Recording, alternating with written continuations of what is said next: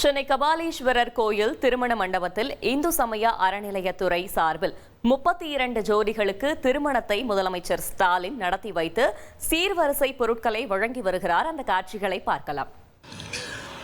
இன்னும் சொல்லணும்னா, இன்றைக்கு இருக்கக்கூடிய அரசு துறைகளை பொறுத்த வரைக்கும் நான் எந்த துறையில் அதிகமான நிகழ்ச்சியில் கலந்து இருக்கணும்னா இந்த அறநிலையத்துறை நிகழ்ச்சியில் அதிகமாக கலந்துகிட்டு இருக்கிறேன். அதுக்கு காரணம் சேகர்பாபு தான். சில நேரங்களில் பணியின் காரணமாக நான் வெளியூருக்கு பல நிகழ்ச்சிகளுக்கு செல்ல முடியாத காரணத்தால் முதலமைச்சருடைய அறைக்கு பக்கத்திலேயே செய்தியாளர் சந்திப்பு சந்திக்கணும் வர இருக்கு. அந்த அறையில் வீடியோ கான்பரன்ஸ் மூலமாக சில நிகழ்ச்சியில் கலந்து கொள்வது உண்டு. அந்த நிகழ்ச்சியில் கணக்கெடுத்து பார்த்தாலும் இந்த துறை தான் முதலிடத்தில் நிற்குது.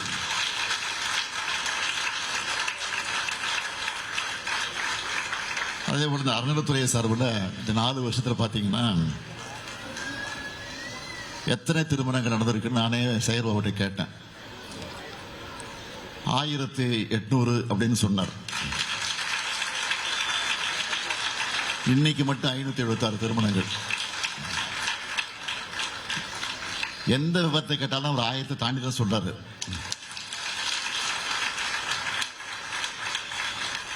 மொத்தத்தில் 2376 திருமணங்களை நடத்தி அந்த குடும்பங்களை இன்றைக்கு ஒளியேற்றி வச்சிருக்கக்கூடிய துறைதான் சேகர்பாபு பொறுப்பேற்றுக் கொண்டிருக்கக்கூடிய அறநிலையத்துறை என்பதை நான் மகிழ்ச்சியோடு தெரிவிச்சுக்கிறேன். இந்த 2376 திருமணங்களை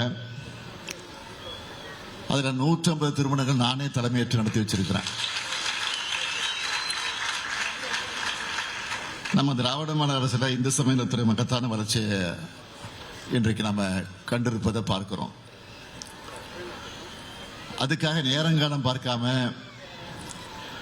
ஆன்மீக அன்பர்களுடைய மொழியில சொல்லணும்னா அடியாருக்கு அடியாறு போல உழைச்சிட்டு இருக்கிறார் நம்ம சேகர்பாபு அவர்கள். அதனால்தான் பக்தர்கள் போற்றக்கூடிய அரசா தொடர்ந்து சாதனையை படைச்சிட்டு இருக்கிறோம். நம்ம திராவிட மாடல் ஆட்சியில் இந்து சமயத்துறையின் சார்பில் அறநிலையத்துறையின் சார்பில் செய்யப்பட்டிருக்கக்கூடிய சாதனைகளில் முக்கியமானவற்றை மட்டும் நான் இங்கே குறிப்பிட்டு சொல்லணும்னா, எந்த ஆட்சியிலும் இல்லாத அளவுக்கு 3177 திருக்கோயில்களுக்கு குடமுழுக்கு நடத்தியிருக்கிறோம்.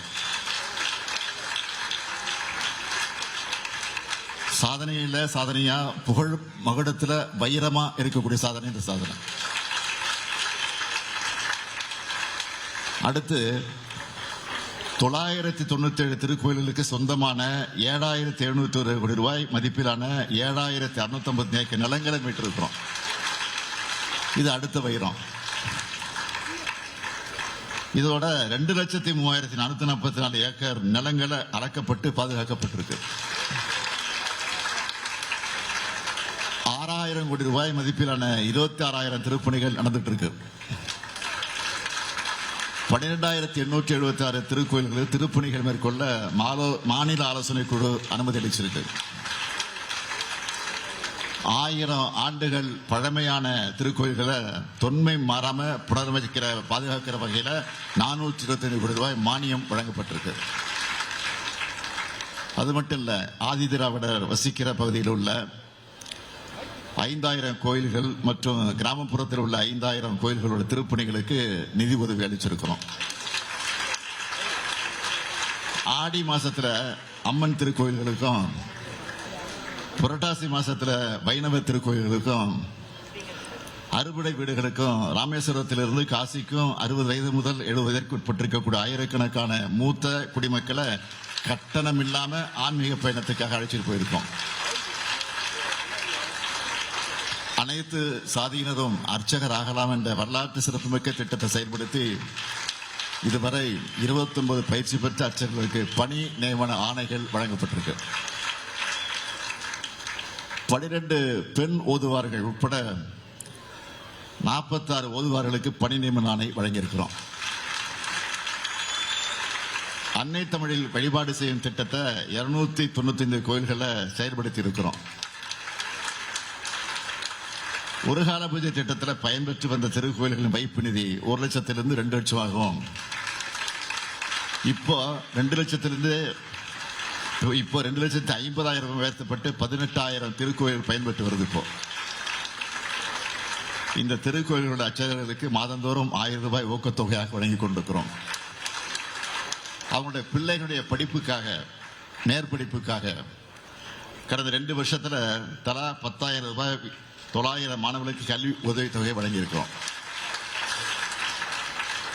அர்ச்சகர்கள் மற்றும் பணியாளர்கள் நலன் காக்கக்கூடிய வகையில் அவர்களுக்கு புத்தாடை மற்றும் சீருடைகள், குடியிருப்புகள், பொங்கல், அன்பளிப்பு, ஓய்வூதியம், குடும்ப ஓய்வூதியம், ஆண்டுதோறும் முழு உடற்பரிசோதனை திட்டம், ஓய்வூதியம் மற்றும் குடும்ப ஓய்வூதியம் பெறுவோருக்கு பொங்கல் கருணை தொகைன்னு ஏராளமான திட்டங்களை செயல்படுத்தி கொண்டிருக்கிறோம். 30 திருக்கோயில்களில் நாள் முழுவதும் திருவரமுது வழங்கக்கூடிய திட்டமாக செயல்படுத்தப்பட்டிருக்கு. பல ஆண்டுகளாக நிலுவையில் இருந்த துறை அலுவலர்கள் மற்றும் பணியாளர்களுடைய பதவி உயர்வு வழங்கப்பட்டு 935 நபர்கள் பயன்பெற்றிருக்காங்க. 5 ஆண்டுகளுக்கு மேல தொகுப்பூதியத்தில் பணியாற்றி வந்த 1342 பணியாளர்கள் பணி வரன்முறை வழங்கப்பட்டிருக்கு.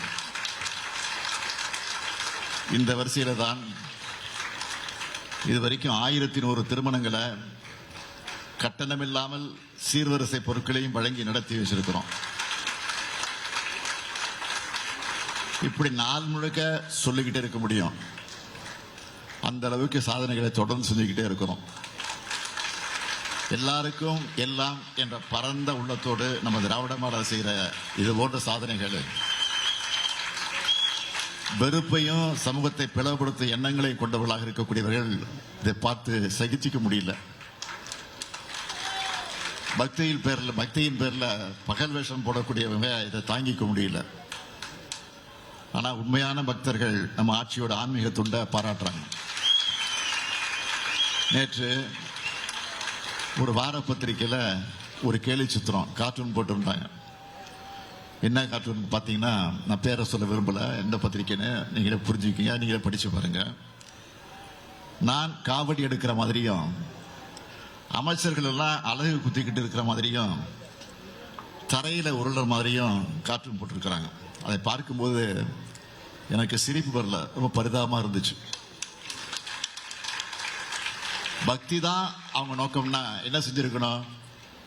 நம்ம அரசோட சாதனைகளை, ஆன்மீகத்துக்கு செஞ்ச நன்மைகளை பட்டியலிட்டு பாராட்டி இருக்கலாம். ஆனா அவங்களோட நோக்கம் அது அல்ல. பல ஆண்டு கால வன்மம் அது. அந்த வன்மத்துக்கு வடிகால் தான் இப்படிப்பட்ட கார்ட்டூன்கள்.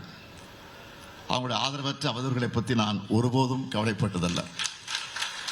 என்னுடைய பணி மக்கள் பணி, மக்களுக்கு என்ன தேவை என்பதை அறிந்து புரிந்து அதற்கு உரிய பணி ஆற்றுவதுதான் என்னுடைய பணி. இதெல்லாம் நான் பார்த்து கவலைப்படுறேன்னு யாரும் நினைக்க வேணாம். இதெல்லாம் எனக்கு ஊக்கம், இதெல்லாம் எனக்கு உற்சாகம். இன்னும் எங்களை கேலி செய்யுங்க, கிண்டல் பண்ணுங்க, கொச்சைப்படுத்துங்க, விமர்சனம் பண்ணுங்க, நாங்கள் அதை பற்றிலாம் கவலைப்பட தயாராக இல்லை. திருநாவுக்கரசர் மொழிக்கேற்ப என் கடன் பணி செய்து கிடப்பதே. நாம தொடர்ந்து உண்மையான பக்தருடைய நலனுக்காக செயல்படுவோம் என்ற அந்த உணர்வோடு இங்கே மணக்கோலம் கொண்டிருக்கக்கூடிய மணமக்களை நான் வாழ்த்த கடமைப்பட்டிருக்கிறேன். எல்லா வளமும் பெற்று இந்த மணமக்கள் சிறப்போடு வாழ்ந்திட வேண்டும். ஒருவர் புரிந்து கொண்டு விட்டுக் கொடுக்கின்ற மனப்பான்மையோடு நீங்கள் வாழ்ந்திட வேண்டும். இன்பமான வாழ்க்கையை வாழுங்கள். அதே நேரத்தில் உங்களுக்கு பிறக்கக்கூடிய குழந்தைகளுக்கு அழகான தமிழ் பெயர்களை சூட்டுங்கள் என்ற என்னுடைய அன்பான வேண்டுகோள். இதுதான் என்னுடைய அன்பான வேண்டுகோள். ஆக அந்த வேண்டுகோளை நிறைவேற்ற வகையில் நம்முடைய புரட்சி கவிஞர் பாவேந்தர் பாரதிதாசன் எடுத்துச் சொல்லி இருக்கக்கூடிய வீட்டிற்கு விளக்காய் நாட்டிற்கு தொண்டர்களாய் வாழுங்கள் வாழுங்கள் வாழுங்கள் என்று வாழ்த்து விடைபெறுகிறேன். நன்றி, வணக்கம். இதுவே தமிழ்நாடு இதனால் தான் தனித்து வளர்ந்து நிற்கிறது. இந்து சமய அறநிலையத்துறையின் பணிகள் மூலமாக நாட்டிற்கே வழிகாட்டி உள்ள மாண்புமிகு நிலையத்துறை திருக்கோவில்கள் சார்பாக இந்த ஆண்டில் 1000 திருமணங்கள் நடத்தி வைக்கப்படும் என அறிவிக்கப்பட்டது. முதற்கட்டமாக இன்று தமிழ்நாடு முழுவதும் 576 இணையர்களுக்கு திருக்கோவில்கள் சார்பாக திருமணம் நடைபெற உள்ளது. 32 இணையர்களுக்கு தற்போது திருமணத்தை நடத்தி வைப்பதற்காக இணையர்கள் மங்கள நானுடன் வருகை தந்து மாண்புமிகு முதலமைச்சர் அவர்களிடமிருந்து வாழ்த்துக்களை பெற்றுக் கொள்கிறார்கள். தமிழ்நாட்டின் தலைவர் மாண்புமிகு தமிழ்நாடு முதலமைச்சர் அவர்களிடமிருந்து மணமக்களுக்கு வாழ்த்து.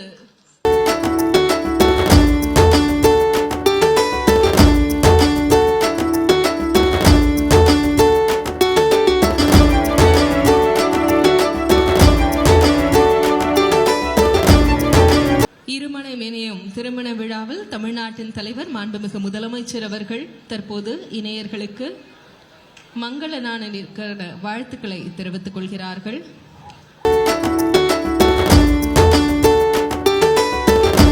இரு உள்ளங்கள் இணையும் இனிய தருணம், திருமணம் எனும் திருவிழா, அன்பின் ஆரம்பம்.